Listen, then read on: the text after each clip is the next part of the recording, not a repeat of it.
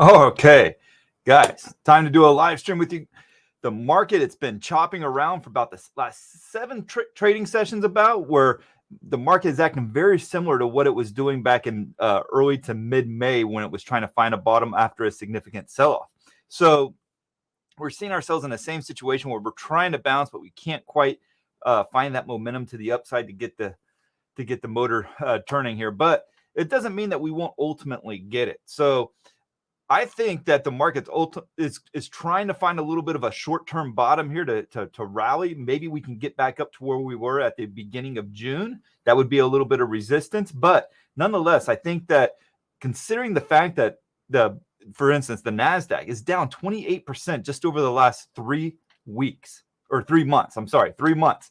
That's a pretty significant sell-off. And we haven't had much of a bounce during that time. We had one coming off of the May lows, but that's been about it. So we are overdue. A lot of your indicators are suggesting that we are well overdue for a bounce. How high those bounces take you don't know. You can create a lot of different target points to say, okay, if we can get to this level here, maybe that's a potential target area or a resistance area to take some potential profits at. But I was telling somebody this earlier today is that we can't have this crystal ball or expect to have a crystal ball and say, this is where the market's going to bottom at each time. This is where it's going to top out at each time. Technical analysis helps us to determine when we're getting a bounce and when we're hitting a top in the market.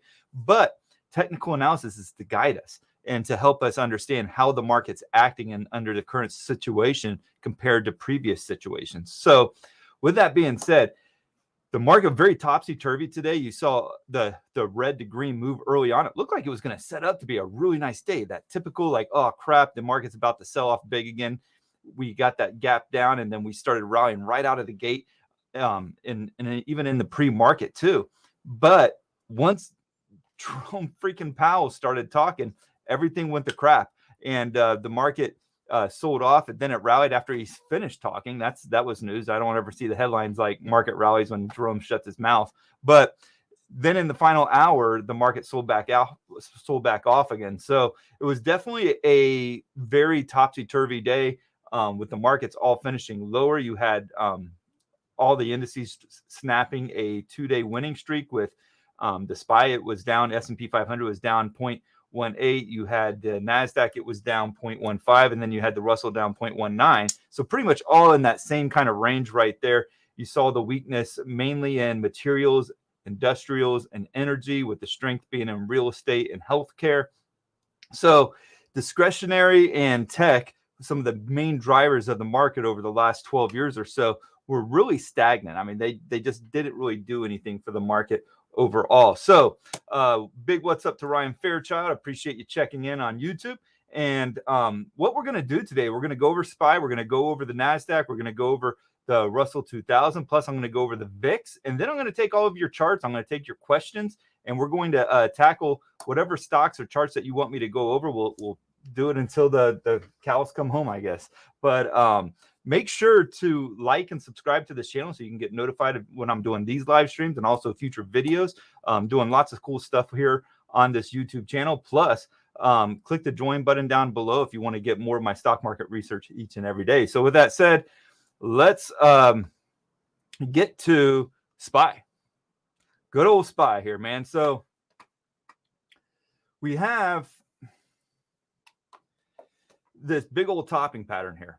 And we got a clean slate that we're working with today. This is the main declining trend line that I'm following. I would say any significant bounce would probably take us back up to this level, like what we saw back in March.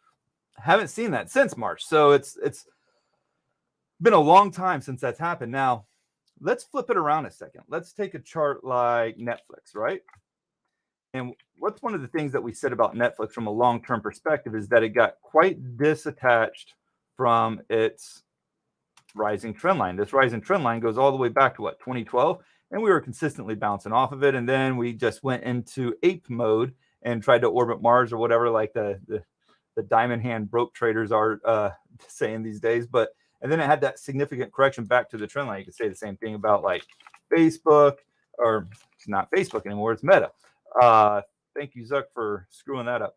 But anyways, we would bounce, at times off of this level, and then we had this big massive move, and then we eventually pulled back again to it and even broke it. But the reason why I'm bringing up those charts is because you look at something like QQQ or with SPY, where we have this trend line in place, but then we've become very much disattached. So I would say that there's probably a good chance before the end of this year, we're going to see a big rally attempt to go right back up to this trend line. Now, this trend line's falling each and every day. So, while it sits at what, like 444 today, come July, it'll be probably sitting below 440. So it does drop as time goes on, but I would expect that there would be some kind of rally at some point this year back to this rising trend line. And you can see we're getting quite detached from the declining trend line. So you could see it here. Who knows? But I ended up getting out of my QQQ position, or the short on the QQQ, which I was doing that with QID this yesterday. Actually, I got out of it that, and I got out of RWM yesterday as well. There were great trades. I mean, I think average gains on the QID was about 15%, and on RWM it was close to, I want to say about 6%. But overall, they were good trades and something I was pretty happy about, and they lasted longer than I expected. But that's why I let my winners run. I don't know how long they're going to last. I just give them enough rope for them to do their thing, and then when they start to go against me like they did yesterday, they pretty much cross some parameters I'm not comfortable with, so I went ahead and closed them out. So I found myself in cash coming into today, but there was also this. I really wasn't sure which direction I would ultimately be going next. Not even sure that I would even get into a trade today, but I did. What I'm watching for on QID right now, and I'll get back to SPY in just a second, but give you a quick second just to look at this chart. Major declining trend line here in the works. But what else do you guys see here? There's somewhat of a, let me pull it up on the chart first. That's my bad. All right, so backing up on QQQ, good declining trend line there. Really, very, very consistent, very steady. But what do you see on this chart here? And that would be this inverse head and shoulders pattern here. This is a 30-minute chart. I mean, you can pull it up on the hourly. It's pretty much the same thing, just a little bit more condensed. But we'll look at it from a 30-minute standpoint. So you have this left shoulder, you have this head, and then you have this right shoulder. Now, right shoulders are often more dilapidated than the left shoulder. They're just not usually as well formed as the left shoulder. So you have to be aware of that more times than not. But you also have a breakout level in QID. Right now it's at about, let's see, going in tomorrow, it'll be around 284 or so. And it actually broke out at a couple of different moments today, but it couldn't hold those gains. So it was essentially like a little mini head fake, because it didn't get too high above it, but it did fall back. So that kind of stunk. So I got into QLD. So I am actually net long right now. I don't necessarily like being net long in this market. It doesn't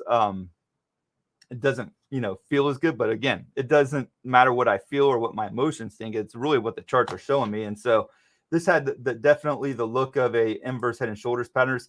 There's probably multiple ways you can probably chart this out. I mean, you can even probably get away with just being more simple in nature with the neckline right there and just going that direction with it. But nonetheless, left shoulder, head, right shoulder, and then probably the best place for me, and when you're dealing with head and shoulders patterns and to keep the risk tight, is just putting a stop loss below the lows of the right shoulder. If it breaks below that, I really don't want to hold it until it breaks or retests the lows from June 16th.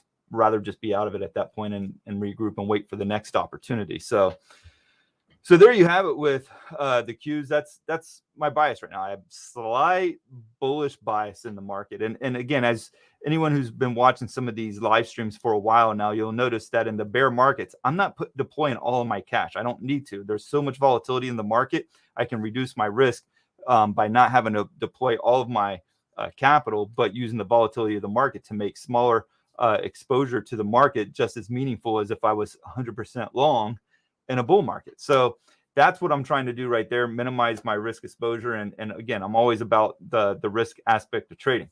What am I drinking today? I didn't have a good day, man. I'm down on my freaking QLD trade already, but but I mean, it's not like groundbreaking or anything like that. I mean, I expect to have losing trades quite a bit. So to have one, not a big deal. If it recovers tomorrow, that's great, but I'm just going to follow the trade that I set up. But yeah, I got into the QLD, looking fine until about the last hour of trading, and then it just crapped on itself. But nonetheless, drinking this Sam's, I don't know if you guys can see it very well, but the Sam's bourbon whiskey here. It's not great, but you know what? I didn't do good today, so I don't get to have any victory bourbon. I have to settle for the members mark Sam's Club of stuff. So it's not the worst thing. It's just not very flavorful. But as we're talking about the QLD trade, again, breaks below this right shoulder. I'm going to be getting out of that trade, already in it, a little bit underwater on it. So, but I'm keeping the risk tight, and that's what you have to do. I mean, again, not every trade is going to be a winner. If this turns out to be a winner, I'll be thankful. If it doesn't, I'll move on to the next trade and try to rinse and repeat with a winning trade. So QLD, we've talked about the Qs. Let's talk about the spike. Still have a little bit of that same inverse head and shoulders pattern there. But what I really want to focus on is this declining support level. It broke last week, did it not? And then it's essentially recaptured it so far this week. So that is good. Sometimes you will get breaks in support levels, declining support levels. And if it can recapture it really quick, that's usually a good chance to be able to play off of those lows, as it is done right here. But one of the things that is definitely starting to be more noticeable on this chart are these massive gaps that have not been filled. So you have one right there that goes back to, I don't know, like the 12th or 11th of June. And then you have this massive one right here. That one's from the sell-off back on June 13th. So big gaps that hasn't been filled yet. Ultimately, most of these gaps do get filled. I mean, if this market's going to go back to all-time highs one day, I mean, these gaps would get filled. So, but they could also get filled in the short term. Not a guarantee, but if we can get a good move, maybe that SPY can rally up to this 409 level. That would be some resistance there. If we can rally beyond it, then I would probably say the next level of resistance is going to be around this 417 level. And then from there, that would clear the way, if it can break through it, clear the way for a potential break of this rising trend line. You also have to keep in mind, too, that there is a declining trend line here, more short-term one, but has yet to break that one. So even if it just goes up to this declining trend line right here, and let me just go ahead and highlight it a different color so that you guys can see maybe a little bit more clear what I'm talking about. So if it can get up to same color as the boxes up, but if it can get back up to there, it still make a good trade from 374 to 404. Take it all day, especially if it does that with the Qs. I'm fine with that. So very similar chart that you'll see with the Qs. The only thing with the Qs that makes them slightly better is that this massive support level here, it still holds, and it still looks pretty good. It broke on SPY, but has yet to break on the Q. So we're finding a little bit of support there, but you're going to see this consolidation right here. What did it go on for? 1, 2, 3, 4, 5, 6, 7, 8, 9, 10, 11, 12. So about almost 3 weeks. This one's reached about 7 days. So it doesn't necessarily have to last as long as that one, but you can see where sometimes these consolidation levels can last for a long time before they eventually break to the upside. I thought we would get that today.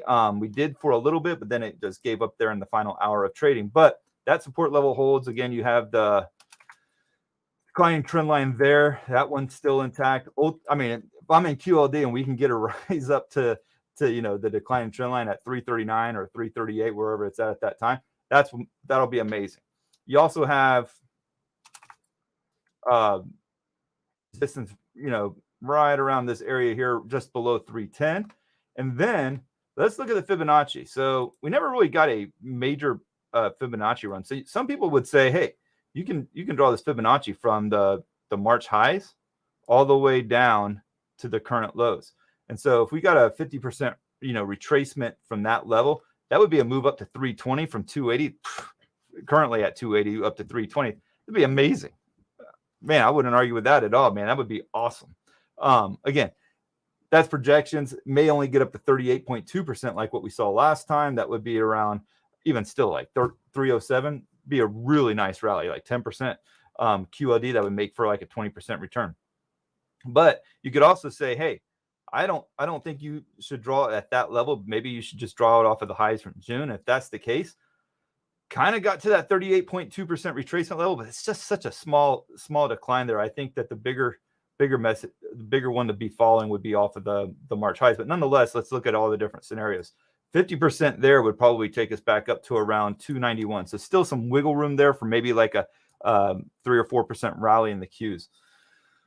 But again, we can conjecture. It's kind of like training camp in football. You can say, hey man, this thing looks really good on paper, but until it actually pans out and shows itself to be able to do what you intended for it to do, it's a whole other different scenario though. So right now on paper, it looks like we could see a bounce, but we just need to see that.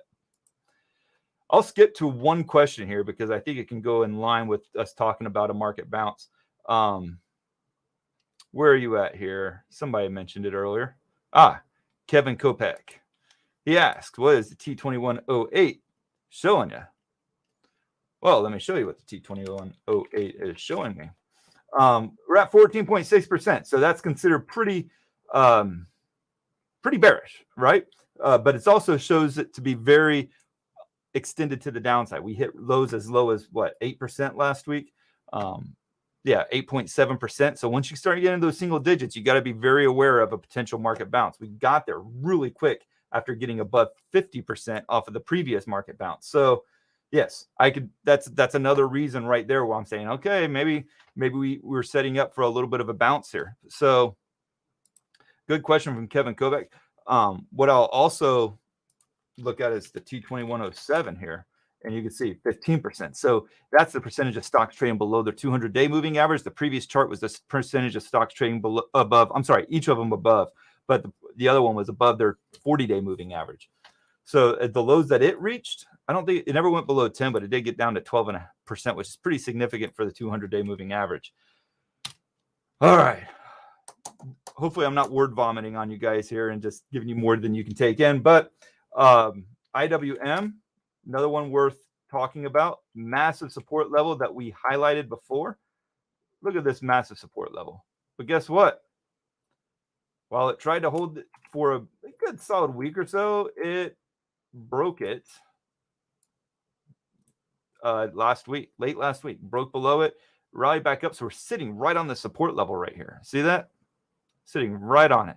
So this is a big week for it. Can it hold the support level? I always thought we would pull back to it. If you guys have been watching my previous videos, I've always been consistently mentioning this support level. We broke below it on Friday, and then we're trying to bounce back above it today. So again, I talked about earlier in this video that sometimes if you do see a break and it can quickly recover, that can also lead to a bullish reversal. You see that a lot with head and shoulders patterns, especially over the last 12 years. Not so much this year, but in previous years of trading, you saw that. So that's IWM right there. And then finally, and I'm going to get to y'all's questions here right after this chart. Look at this one. I always find this one amazing. Just how consistently it bounces off of this like 33, 34 level. Back in like October of last year, it was around 38, and then it's been slightly declining. But every time it tests it, man, it does not want to close above it on the weekly chart. So I haven't messed with this line at all. I mean, I've just left it. It's practically in concrete, in the digital world. But yet to break above it, sitting at 28.9 right now. So again, that's another reason why we're not breaking through it. Maybe we do break through it in the days ahead, but we've seen another price rejection at that resistance level, which has oftentimes led to market bounces. Man, that's some crappy whiskey. Okay, I've gotten everything done that I want to talk about. Let's talk about what you guys want to talk about. Justin Biddle, love the podcast and live streams. I'm in share player and following with you on QOD. Awesome, man. Well, I hope the QOD trade works, man. I'm not sure if it's going to or not. I mean, it got off to a good start early on. I think I was up like 1.7% on the trade at one point, and then, it just, puked on itself thereafter. So Skyheart asks, XXII had a great catalyst today. Let's look at XXII. Somebody mentioned that in the trading block today as well. I never got around to looking at it though. Yeah, and I'm not familiar with the drug or what the news was on this drug manufacturer, but just looking at trend lines here and what to be cautious of, I would probably say that trend line right there, going back to like the June highs, is one to be watching very closely. So it tried to break above it today, couldn't do it, closed below it. Maybe it gets that next wave tomorrow. I mean, a lot of these stocks that get these massive pumps, they end up going a little bit longer than you expect them to. But look, you're dealing with, I don't know if this is necessarily a biotech company or what, but you're dealing with a drug manufacturer that's trading under $2 a share. I mean, those are going to create a lot of volatility. It was up 20% today alone, and it gave up half of its gains. So there's a lot of volatility there, but you want to be careful, especially as it pertains to risk. This thing has been spending most of the past year just in a steady decline with a couple of pops in between. Those pops didn't last long. So for me, if I was into this kind of trading, I would definitely be taking some profits along the way. Take a look at Revlon, right? I mean, this is another one that kind of just went nuts today, but traders, they probably weren't aware that there was a massive resistance level on Revlon. Let me draw it more accurately.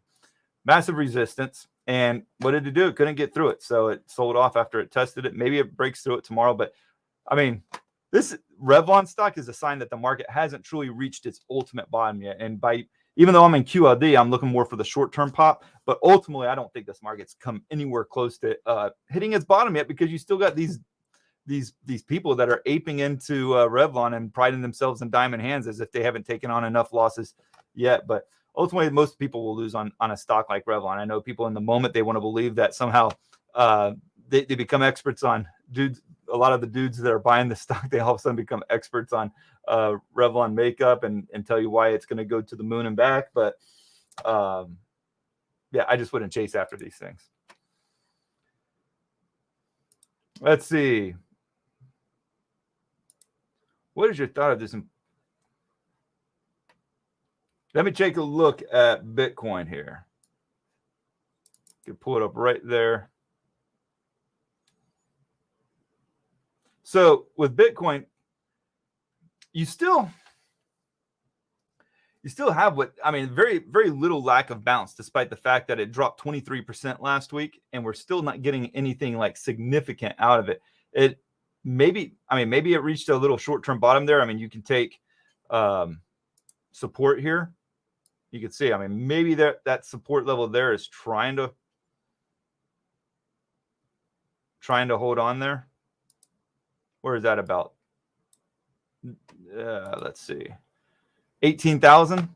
Maybe there's some support there, but ultimately, this is probably what concerns me the most, is like the support that just goes way back to 2018. Could it actually go back to 12,000? I saw even somebody saying today they think it goes to 13,000. I don't even know who they are and don't even care, but nonetheless, I'm not the only one that shares that thought, I guess. The weekly chart of it, let's pull that one up.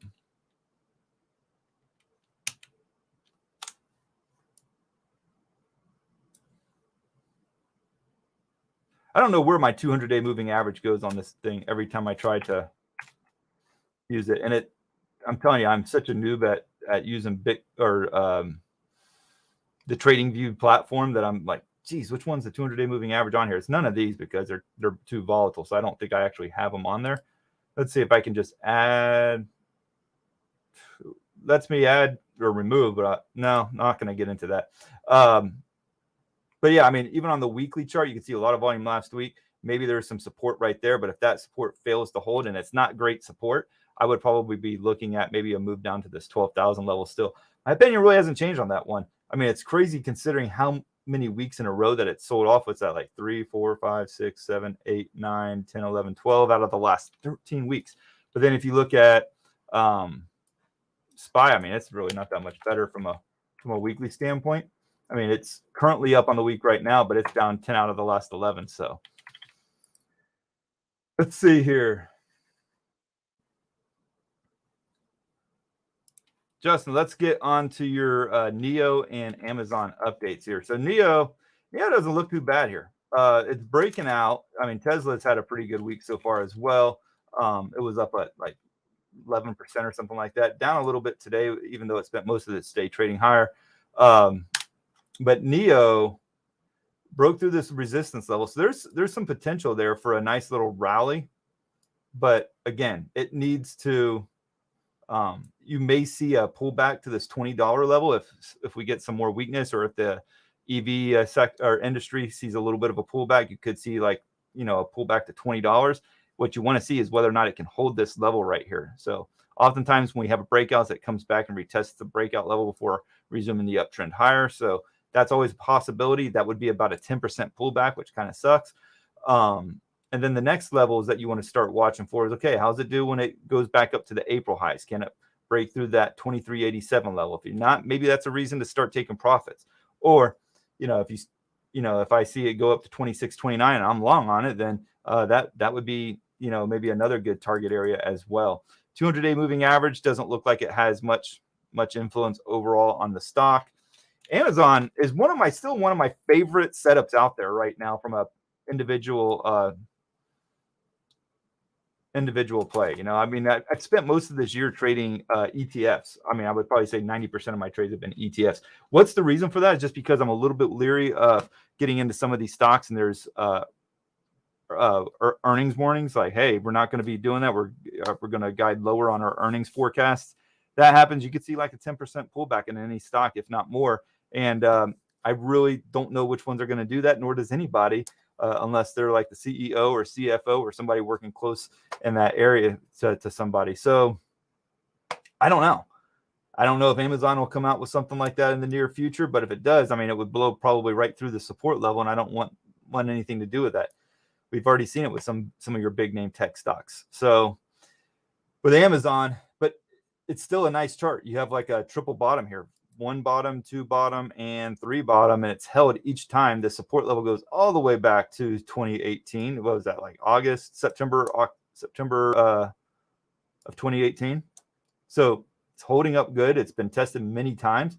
So if you can get the bounce out of the Qs, man, this thing really does set up good for maybe a push above, like 129, 130. I really like it. And what else do you got on here? You got this big old freaking gap. So keep an eye out for that trade. I really like it a lot. Where I would start looking at resistance probably for sure would be this little area right here. You have some price level points right there. That's kind of at what, 135.48. Daniel Mendez from Satellite Beach, man. You're like right down the street practically, man. That's pretty cool. I always like to see locals on here as well. So thank you for joining. And Satellite Beach, man. He gets to see the SpaceX rockets like I do. Let's see. Barry Sigmore asks, man, I just started applying for jobs. Does this mean the bottom is in? I don't know, man. Oh, gosh.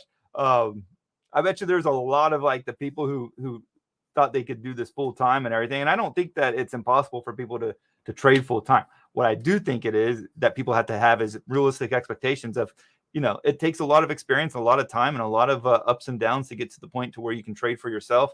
But yeah, I don't think it's bad that you're looking for a job. And I think there's probably going to be a lot more if the market continues to pull back, and you're going to see a lot of people who retired probably start looking for jobs again. I'm seeing I'm hearing of a lot of people like panicking in that regard. They're seeing their 401ks take some brutal hits. That price is coming back down on their 401ks a lot further than they expected it to. And as a result, they're having to think about re-entering the workforce. I think you're going to see a lot more of that in the future if the market doesn't recover. Can I take a look at natural gas? More downside. Let's look at UNG for that. Nice little bounce out of it today. What was, well, I wouldn't call it a bounce. It was like 0.4%, but it was a green candle nonetheless. Sometimes those candles can be deceptive. So you have this rising trend line. I haven't made any moves on natural gas so far this year. I mean, you have multiple support levels that you can follow and watch. Maybe it could pull back down to this more short-term level that goes back to late December. And if that happens, then you're looking at like a move back down to 20 or so. That would be about, more than 10% of a pullback. This is going to be a very volatile play, very volatile, but I would be targeting support levels as they pulled back. If you wanted to look for a more conservative entry, then it would probably be this long-term trend line. You may not get that without the show ending on UNG. I mean, if you look at UNG going back in time, it's been ugly. I mean, it's just really not a good place to be in long-term. CRM. You don't hear much talk about CRM anymore. We do get it in these live streams, but I don't ever feel like it pops up on my scans much as it used to.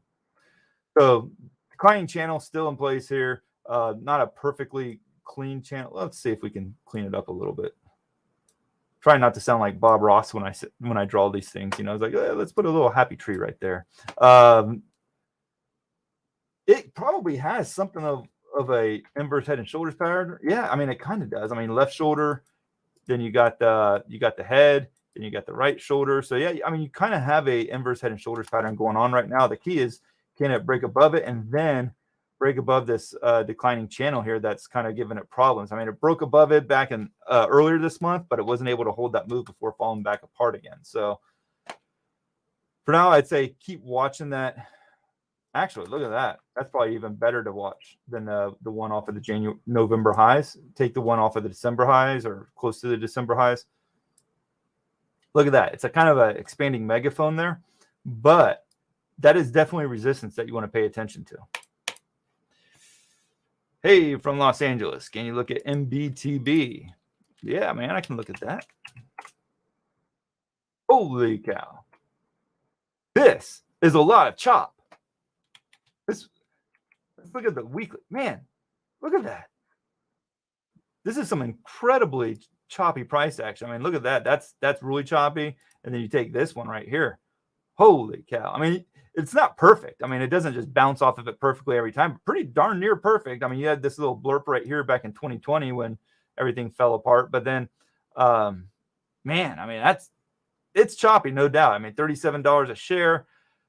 I think the biggest risk that you have, that any trader has with NBTB, if they're going to get into it, is basically your capital gets tied up into a stock that really doesn't go anywhere. I mean, trading at $37, which has basically been the price for 4 or 5 years, except for a few circumstances where it dipped incredibly lower, like back in 2020 and pretty much all of 2020.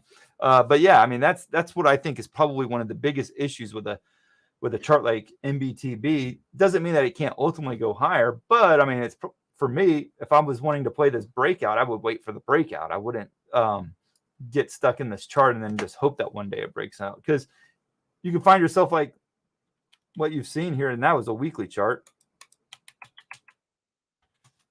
Now I don't have charts here.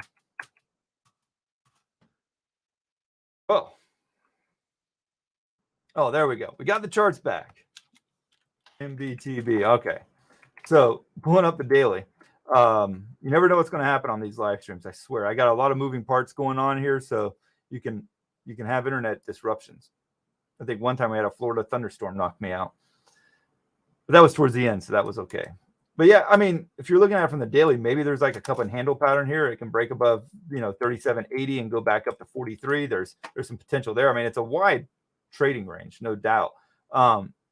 But if you're looking for like a big, like long-term move or something out of it, I mean, it's been stuck in price in a sideways pricing range since 2017. So I always love these guys that come in about GME. They're like, oh, how is it at 138? I'm like, they're all butthurt because I talked about not buying GME. This is literally when I did the video on 329. I did it. And I was like, guys, they announced some stupid stock split. Would not buy it, and then crickets all the way down to what, 70 something, 79. And then they get a little bit of a dead cat bounce, and they're all excited and giddy. It's like, guys, I made the video when it was trading at pretty much $199 or $200. But yeah, it's like they get so upset. I should just make another video just to troll them a little bit. But yeah, and they're the only ones that like consider that, and the DWAC crowd. They all consider me to be part of like some hedge fund conspiracy that's trying to. I'm being paid to, which I'm not, to drive down the price of these stocks, which again, don't even know anybody in those areas. They don't talk to me. So, but yeah, GME, I wouldn't touch this thing with a 10-foot pole. It's really not getting above the 200-day moving average at all. It's tested that one twice. And do you really want to be in GME when the market's just completely falling apart? I don't. Heck no. So And the other thing to remember about something like GME, what happens? Every bounce just gets less and less. So yeah, we may get another bounce, but is it going to really get back above 159? Probably not. And then it's going to come right back down again. And then they're going to be quiet again and not even talk to us. So Lunar, man, go ahead. I don't care what you do with your money, man. Do whatever you want with it. Barry Sycamore, I was wondering, historically, do bear markets come about when the Fed raises interest rates, and bull markets come when they lower interest rates? Is that too simple? Well, to answer that question, they hardly ever raise interest rates going into a recession. Basically, they're lowering interest rates when the recessions are happening, but we keep kicking the can down the road. We found every reason since 2009 to keep interest rates at zero when they should have been raising it considerably over that time period. Even in 2018, they stopped doing it when they were already starting to raise interest rates. They freaked out when the market freaked out and they just pulled back. The reason why they would pull back from raising interest rates is because the inflation wasn't taking off, so they could get away with it. But now the biggest mistake they made is calling inflation transitory when it was skyrocketing, and then they realized, oh, we're idiots, and they are. And now they're stuck. They can't stop raising interest rates until inflation is broken. It's because if they stop doing that, then all these interest rate hikes that they've already done, if it's not enough and they pause and the interest and the inflation keeps going up, then it was all for nothing. Then they got to restart the whole rate hike cycle again. So they have to keep doing it until inflation goes down. And so far, we're still at the highs. So nothing's really gotten better yet. And that puts them in a huge predicament. I mean, I think the interest rates are going to be a lot higher. So yeah, historically, we don't usually raise interest rates into a recession. And I know they're still debating whether or not we're going to be in a recession or not. But usually they're lowering interest rates going into a recession because they're trying to make the capital lending and borrowing a lot easier to be able to stimulate economic growth to pull us out of the recession. This is something like the likes that we really haven't seen since the 70s when we had stagflation, and that's what we have right now. And Barry Sycamore continues to say, I have 18 shares of Tesla at the moment. Would be a good idea to sell half of those. I mean, everybody's different in terms of what their risk tolerance is and what their strategy is. I think that everybody's got to tailor their strategies to what they're trying to accomplish and to what their risk profile is centered around. But this stock here has a lot of support underneath at about, it's a slightly rising support level, but it currently sits at about 622. It's held up, but you also have some resistance here as well. Whoops. And it's not a perfect resistance, so it could give or take or some right there, but you have some resistance just below 800. So that could, in between there, yes, you have a little bit of a double bottom forming, but can it break back above that 790 to 800 level? If it can, then maybe there's a play in the future. I think it's a little bit on the optimistic side where it could go back up to 1,000 plus. But for now, if I'm in Tesla, I'm looking to book profits, around the 790 level. If not a little bit earlier. I mean, good rally in the last couple of days. I would take that as an opportunity to pad the profits a little bit. Alex Ramirez, DIS and QS for a short play. DIS, it's sitting on some massive support, right? Just find that chart there. Okay, so ignore some of these other lines on here. Let me move my face up somewhere else so you don't have to see through it in order to see all the support. But massive support level, Disney's sitting right on it. Definitely not a chart that I see as being shortable off of the support level. That's like $90 or so. That's that support. It broke below it a little bit during the COVID drama, but overall, that's been a really solid support level, and it's extremely overextended. So the question is like, do I really want to short it after it's dropped from, 202 to $90? Not really. I mean, I think it's well overdue for a bounce. And how high could the bounce go? I mean, you could easily see it get back up to 120 with little problem. But that bounce has to actually materialize. Right now, we're not looking at any bounce materializing. Let's see here. QS for a short play. I think QS is a pretty interesting company doing all those solid state batteries. I mean, I think that's something that could probably change the EV industry, right?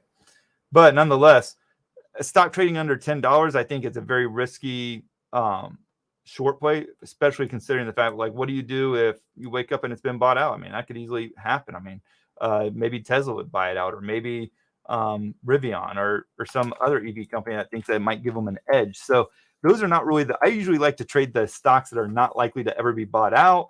That would be like your Apples, because who's going to buy out Apple?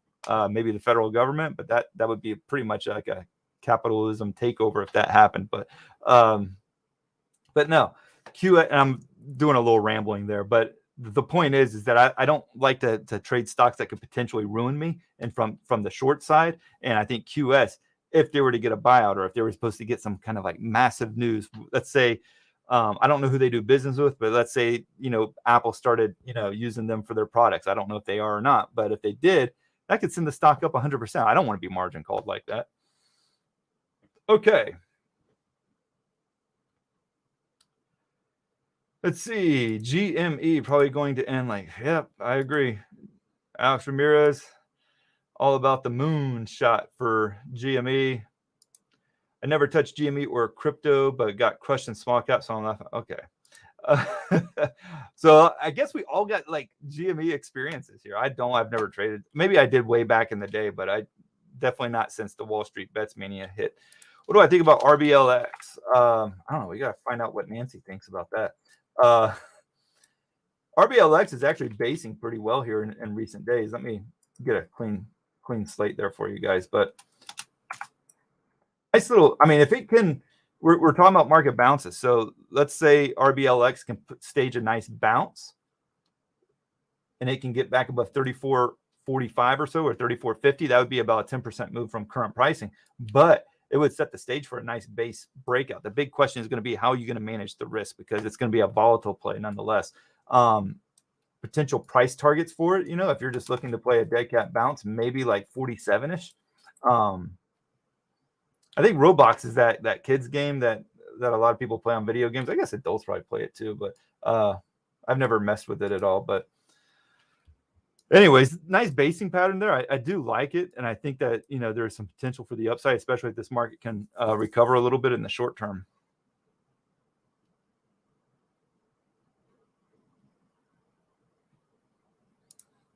And we got a little more AMC GME discussion there. No, I agree. There probably is all sorts of craziness we don't even know about going on with the AMC and GME stuff, but so further clarify, Rage TV, and it's probably good that you get my analysis without even knowing what position you are in on RBLX initially, because to the short side, I mean, this is another stock. Since December, it's gone from 141 down to 31. I mean, you're talking about $110 just lopped right off of RBLX. It's also putting in a lower low. So, I mean, if I was to get bearish on it again, it almost need to break through this little short-term support underneath, because right now it's got a semi-higher low already in place. EOG is asking about ETH. Let me go ahead and pull that one back over here. Where we got? I haven't looked at ETH in a while, but definitely don't mind giving a good look. So it's very similar in some ways to Bitcoin, just with the sell-off that we've seen over the past month or so, and extremely high volume. If you look at that volume right there, that is some serious volume there. So what are we dealing with here? What I'm looking for here is maybe some support levels that we can maybe watch going forward. I mean, there's this massive basing pattern and breakout that occurred back in October of 2020-ish. Is that about October? No, you could say maybe. Let me give you the exact time where it looked like it started to break out. August of 2020. And so it broke out of there.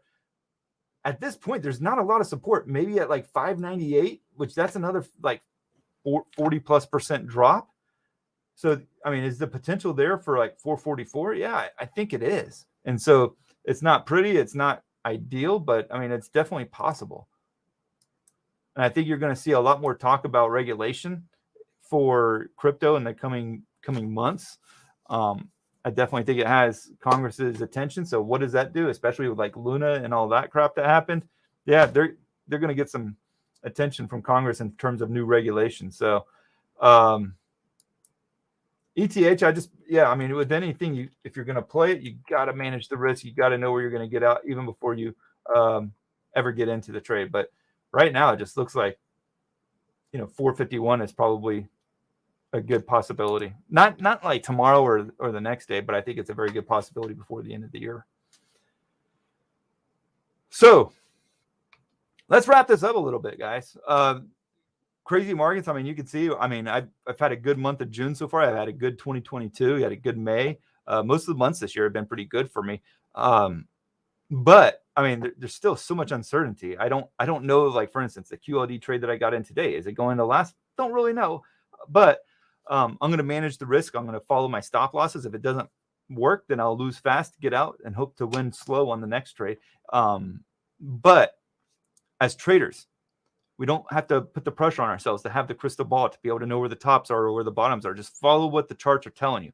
Follow what the price action is trying to tell you. Are we trying to form a bottom? A lot of times when I take certain trades in certain directions, I don't even necessarily like the trade that I'm taking in terms of it kind of goes against what I feel inside or what I'm thinking. But if it's what the charts are showing me, that's what I'm more inclined to follow. And I would encourage you guys to do the same. As always, make sure to like and subscribe. Check out the membership down below by clicking join. You might find that you want some more of my market research each and every day. That's going to include watch lists and setups and different cool things like that. Thank you guys as always for watching and providing the questions. And God bless you all.